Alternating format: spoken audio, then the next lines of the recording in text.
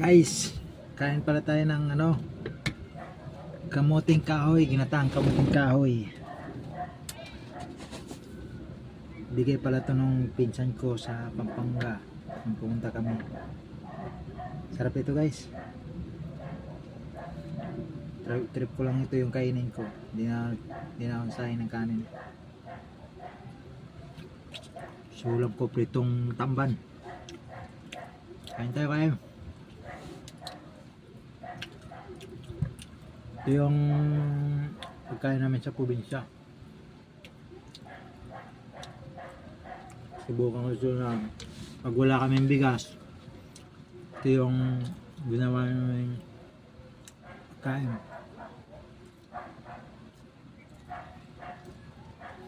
Dati